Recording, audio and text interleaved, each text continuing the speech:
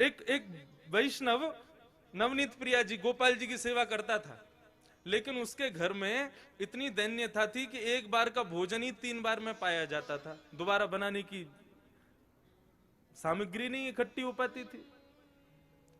अब उसका कोई एक मित्र आया, वो पैसे वाला, उसने आकर के उससे कहा और भाई सब ठीक? बोले हाँ सब ठीक। बोले तुम्हारा दिन सुधर गए कि नहीं? बोले अब वैसे ही है भैया, क्या करें, एक समय अब रोटी बनती है, उसी से शाम तक का गुजारा होता है। बोले अच्छा तुम पूजा वूजा करते हो क्या? बोले हाँ। बोले किसकी करते हो? बोले गोपाल जी, नवनीत प्रिया जी, लड्डू गोपाल, इनकी पूजा करता हूं। हंसने लगा मित्र, इनकी सेवा करते हो? अरे ये भी बेचारे जब इनको पूतना मारने आई ना, स्तनों में विष लगा के, तो ये भी नेत्र बंद करके शंकर जी से मदद मांग रहे थे कि पूतना के स्तन के विष को तुम पी जाओ। अरे जो अपनी रक्षा स्वयं नहीं कर पाते, तुम्हारी रक्षा क्या करेंगे? इनसे बड़े शंकर जी हैं, शंकर जी को लिया तुम, उनकी सेवा शुरू कर दो। अब बेचारा मरता क्या नहीं करता, सब कर लेते हैं।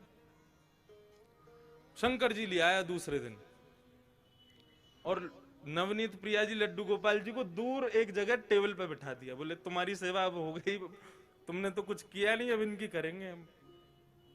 अब शंकर जी की पूजा उसने शुरू कर दी, खूब रुद्राष्टाध्यायी से अभिषेक आदि सब करने के बाद में अगरबत्ती जला करके और त्रिपुंड लगा लिया। पहले तो उर्दपुंड लगा रहा था, अब त्रिपुंड लगा करके ओम नमः शिवाय जप करने लगा। अब जैसे ही आंख खोल के देखा तो जो उसने अगरबत्ती जलाई थी उसका धुआं उड़ करके गोपाल जी के पास जा रहा था। अब वो धुआं है, वो तो कहीं भी जा सकता है। अब जैसे ही गोपाल जी के चारों तरफ उसने धुआं देखा तो ठाकुर जी के पास जाके क्या बोलता है, इतने वर्षों से सेवा कर रहा था, तब तो मेरी नहीं सुनी, आज दूसरे किसी को ले आया तो चिढ़ के मारे उसकी अगरबत्ती भी खुद ही सूंघ रहे हो। और ठाकुर जी को बोला तुमको यहां बैठने ही नहीं दूंगा, अलमारी में बंद करूंगा। जैसे ही ठाकुर जी को इस भाव से उठाया, ठाकुर जी प्रकट हो गए वहां पर, चरणों में गिर पड़ा। बोले महाराज आपने आज तक मुझे दर्शन नहीं दिए, शंकर जी के आती दर्शन कैसे हो गए? बोले देख ये भेद बुद्धि मत रख, मुझ में शंकर जी में कोई भेद नहीं है, और शंकर जी आए इसलिए दर्शन दिए ऐसा भी नहीं है। तो बोले क्यों किए, फिर क्यों दिए दर्शन आज आपने? बोले कल तक तुझे ये नहीं लगता था कि मेरी नांग सूंघती भी है, कल तक तुझे ये नहीं लगता था कि मुझे भी जलन हो सकती है, लेकिन आज तेरे भीतर ये भाव आया कि मैं चैतन्य हूं, ये अगरबत्ती मैं भी सूंघ रहा हूं, मुझ में भी एक जलनशीलता आई है, मतलब मैं साधारण मूर्ति नहीं, मैं चैतन्य हूं। जब तेरे हृदय में ये भाव आया तो मैं पीछे क्यों हटूं, मैं भी प्रकट हो गया, मैं भी क्यों मूर्ति तक रहूं? जब तू ही मुझे इतना ऊपर पहुंचा चुका है तो मैं भी प्रकट हो गया। तो ठाकुर जी का दूसरा स्वरूप भागवत कहती है चैतन्य, उनमें सदैव वही भाव रखो, ये चैतन्य है। एक बार को मंदिर में विराज रहे ठाकुर में हमारी चैतन्यता का भाव रहता है कि नहीं ये ठाकुर जी हैं, इनके सामने बेल्ट नहीं पहननी, इनके सामने जींस नहीं पहननी, इनके सामने ऐसे नहीं जाना। लेकिन अपने घर के ठाकुर के सामने भी हम लोगों के अंदर चैतन्यता का भाव तो रहता नहीं। 2 दिन के लिए उदयपुर में महाराज किसी का ब्याह हो रहा है हमारे परिवार में, और 2 दिन के लिए जाना है पूरे घर को। 80-80 हजार रुपए के सबने कपड़े बनवाए अपने, सब लोग जाएंगे ठाकुर जी के आगे मिश्री रख जाएंगे। बोले हम तो जा रहे हैं उदयपुर, वहीं ब्याह में रहेंगे, थोड़ा आनंद करेंगे, आप मिश्री का भोग लगाओ। तुम रह लोगे 2 दिन मिश्री पे? नहीं रह सकते। सब लोग इधर देखो, सावधानी से एक बात बता रहा हूं मैं, इस बात को समझ लेना। ये 24 अवतार तो ठाकुर जी के हैं ही हैं, ये 25वां अवतार जो अर्चा अवतार है ये ठाकुर जी ने क्यों धारण किया? हमारे घर में ठाकुर जी अपनी सेवा कराने के लिए क्यों पधारे?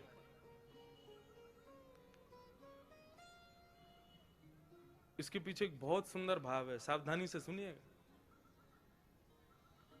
पूज्य गुरुदेव भी बैठे, उनसे भी निवेदन, दास के मन में ठाकुर जी की सेवा करते हुए एक भाव आया, तो मेरी इच्छा हुई कि मैं उस भाव को कहूं कि ठाकुर जी सबके यहां सेवा कराने के लिए हर घर में क्यों विराज रहे हैं। आप पूरे नाथद्वारा को देख लो, हर घर में ठाकुर जी का चित्रपट ही सही विराज रहा होगा। वृंदावन तो प्रसिद्ध है, घर घर तुलसी ठाकुर सेवा, दर्शन गोविंद जी को, अलीरी मोहे लागे वृंदावन नी को। क्यों विराज रहे हैं ठाकुर जी हम सबके घर में? देखो, हम लोग जब वैकुंठ जाएंगे तो है, कोई रोक तो रहा नहीं हमको। एक ना एक दिन सबको जाना है वहां पर। तो यदा कदा हमारे द्वारा किए गए कृत्य के कारण यदि हमें कभी वैकुंठ के अलावा भी लोगों का दर्शन करना पड़ गया, मानो जैसे नरक का दर्शन हो गया या स्वर्ग का दर्शन करना पड़ गया, और उस पश्चात वहां पर बताया गया तुमने ये अपराध किया था इसलिए तुमको ये करना पड़ा, तो हम ठाकुर जी से शिकायत करने लग जाएंगे, प्रभु आपकी इतनी अर्चना करते हैं, इतनी सेवा करते हैं, इतनी पूजा करते हैं, इतना आपका नाम गुणगान करते हैं, उसके बाद भी हमारे जीवन में दुख, उसके बाद भी हमारे जीवन में कष्ट, उसके बाद भी हमारे जीवन में कभी सुख की अनुभूति नहीं, और उसके बाद भी जब हम संसार छोड़ के आए तो नरक का दर्शन। शिकायतें दुनिया भर की हम ठाकुर जी से करने लग जाएंगे। आपने ये नहीं किया, ये नहीं किया, ये नहीं किया, हम ठाकुर जी से शिकायतें करेंगे। भगवान बोले ये मुझसे शिकायत करे उससे पहले इसके यहां अर्चावतार रूप धारण करके बैठ जाओ इसके घर में। क्यों? बोले कभी ना कभी ये भी तो अपराध करेगा, सर्दी में कभी मुझे ठंडे जल से नहला देगा, भयंकर सर्दी में कभी मुझे हो सकता है पतला वस्त्र पहना दे, मुझे ठंडी लगे उससे, भयंकर गर्मी में खुद तो एसी में बैठेगा, मुझको पंखा भी नहीं चलाएगा, बिजली का बिल बढ़ जाएगा, मंदिर का पंखा बंद ही रहने दो। ये सारे अपराध ये करेगा मेरे साथ में, लेकिन मैं कभी शिकायत नहीं करूंगा। क्यों? हिसाब बराबर करने के लिए आया हूं, तुझे शिकायत करने योग्य छोड़ूंगा नहीं मैं। तुम भगवान से कुछ कह नहीं सकते कि भाई आपने ऐसा क्यों नहीं किया, आपने ये दुख क्यों किया। भगवान बोले तेरी शिकायत पूरी हो गई, अब मैं करूं शिकायत। भोग बनाते समय सब्जी देख करके भोग लगने से पहले ही तेरा मन ललचा गया था। एक बार भयंकर सर्दी में एक बार मुझे कहीं लेके जा रहे थे, बद्रीनाथ गए थे, मुझे इतना पतला वस्त्र पहनाया, मुझे सर्दी लगी, मैंने कभी शिकायत की तुमसे? तो मनुष्य की जितनी भी शिकायतें हैं उनका हिसाब बराबर हो जाए, उसके लिए ठाकुर जी अर्चावतार लेके आए कि आप ठाकुर जी से कुछ कह ना सको। यदि आपने कहा तो फिर ठाकुर जी कहेंगे। कितना भी प्रयास कर लेना, कितनी भी कोशिश कर लेना, अर्चावतार में एक ना एक अपराध तो हम करते ही हैं, लेकिन ठाकुर जी कभी कुछ नहीं कहते। तो वही चैतन्य है। और ठाकुर जी का तीसरा स्वरूप है आनंदम परमानंदम। ठाकुर जी आनंद स्वरूप है। श्रीनाथ जी का स्वरूप परमानंद प्रदान करता है। हमारे बाल कृष्ण प्रभु ने दुनिया भर के रूप धारण किए, कहीं पर बांसुरी बजा रहे हैं, श्री राधा वल्लभ जी में रोज ब्याह कर रहे हैं, बिहारी जी में नित्य मनोरथ कर रहे हैं, श्री गोपीनाथ गोविंद देव जयपुर में विराज रहे हैं, उनके भी अलग अलग रूप। लेकिन श्रीनाथ जी का जो रूप है, स्वरूप है, इसमें सब विराजमान है, सब विद्यमान है, क्योंकि ये वास्तविक आनंद स्वरूप है। एक भुजा ऊपर है और दूसरी भुजा कमर पर है। किस भाव से? सावधानी से सुनिए कथा बिल्कुल। श्रीनाथ, श्री यानी राधा, श्री यानी श्री किशोरी जी, श्री यानी श्री लाडली जी, और श्री लाडली के संग युक्त होकर के जो नाथ विराजमान है वो है श्रीनाथ। सुन वे तो पहली ताली बजा रहे हो, बात तो पूरी करने दो हमको, जल्दीबाजी मत करो। अब तो पंडाल भी अपना, समय भी अपना, कथा भी अपनी, उत्सव भी अपने, पूरे दिन पूरा दिन है अपने पास, खूब भाव से सुनो कथा। वृंदावन में जो दर्शन नहीं है वो दर्शन श्रीनाथ जी में है। कैसे? आप लोग सब बाहर से पधारे हैं, इसलिए मैं जो अपने गुरुजनों से, जो अपने बुद्धिजीवियों से जो मैंने सुना, तो मैं कह दूं यहां पर। वृंदावन में किशोरी जी ठाकुर जी के बगल में विराज रही हैं, और स्वरूप में नहीं है, केवल नाम के रूप में श्री राधा रानी विराजती हैं वृंदावन में।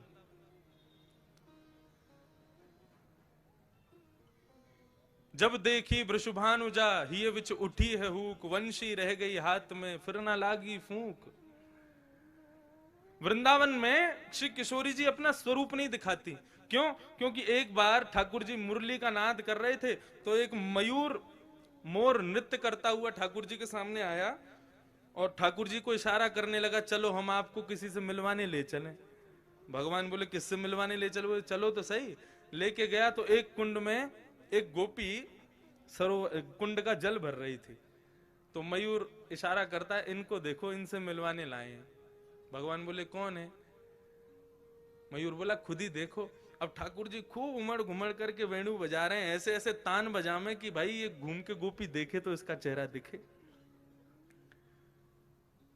लेकिन वो गोपी अपने कार्य में व्यस्त थी। लेकिन जैसे ही कार्य पूरा हुआ और जैसे ही उसने गागर में जल भर के जैसे ही अपने मस्तिष्क पर धारण किया और कार्य पूरा करके जैसे ही पीछे मुड़ी ठाकुर जी की ओर देखा, तब ये पद गाया। बोले जब देखी वृषभानुजा, वो कोई गोपी नहीं है, श्री राधा रानी है। जैसे ही उनका दर्शन किया तो ठाकुर जी बंशी बजाना भूल गए। मतलब उंगलियां तो नर्तन कर रही हैं लेकिन फूंक नहीं निकल रही हृदय से, इतनी सुंदर श्री किशोरी जी। तो जैसे ही देखा कि भैया ये वेणु, ये क्या वेणु पे केवल उंगलियां घुमा रहे हैं, बजा क्यों नहीं रहे, तब किशोरी जी को लगा अरे हमारे स्वरूप में मोहित हो गए। सो किशोरी जी ने घूंघट कर लिया। तब से आज तक श्री लाडली जी वहां घूंघट करके बैठी हैं। क्यों? बोले यहां पर भक्त दर्शन करने आएंगे ठाकुर जी का, और यदि मैंने घूंघट ऊपर कर लिया तो ये तो मुझे देखते रहेंगे, भक्तन ने तो देखेंगे ना। तो यहां हमारी श्री किशोरी जी घूंघट करके बैठी हैं। लेकिन नाथद्वारा में किशोरी जी कहां है? नाथद्वारा में लाडली जी कहां है? ये जो स्वरूप है ये श्री लाडली जी का है, एक स्वरूप नहीं है श्रीनाथ जी। ये दोनों स्वरूप जब प्रेम में उन्मुक्त होकर के एक हो गए, तब श्रीनाथ स्वरूप प्रकट हुआ। अपनी पूर्ववर्ती कथा में भी मैं बता रहा था कि जब रास करते हैं ठाकुर जी, तो दोनों के अंग का स्वरूप क्या होता है? बोले श्री किशोरी जी तो ऐसे नृत्य करती हैं, ये भाव है उनका, ये सदैव ऐसे ही नृत्य करती हैं। और श्री ठाकुर जी दोनों श्री विठलनाथ के रूप में, जैसे दोनों कमर पर हाथ रख करके और इस प्रकार से ठाकुर जी नृत्य करते हैं। कभी आप रासलीला देखो तो कान्हा मोर बन आयो, कैसे आवे? यूं ही तो आवे, अपने कंधे पे हाथ रख, अपने कमर पर हाथ लगा के। तो ठाकुर जी ज्यादातर नृत्य ऐसे ही करते हैं। अब नृत्य करना नहीं आता, नहीं करके बता देता मैं। अब भाव यही है कि बार बार ठाकुर जी नृत्य करते करते ऐसे ही हो जाते हैं, और श्री किशोरी जी ऐसे ही नृत्य करती हैं। एक दिन किशोरी जी जब नृत्य कर रही तो ठाकुर जी बोले आज तो आप बहुत ही सुंदर लग रही हो, तेरो मुख नीको कि मेरो मुख किशोरी राधे। ठाकुर जी दर्पण देखें, दर्पण में किशोरी जी, जब ठाकुर जी और किशोरी जी दोनों देखें तो ठाकुर जी कहें अच्छा लाडली जी यूं बताइयो, तुम्हारो मुख सुंदर है कि मेरो मुख सुंदर है? किशोरी जी कहें जा प्रकार से अमावस्या में पूर्णिमा को चंद्रमा खिल जाए तो पूर्णिमा के चंद्रमा को देखवे के काजे सबन की दृष्टि व काली अंधियारी को भी देखे, वैसे ही आप हो।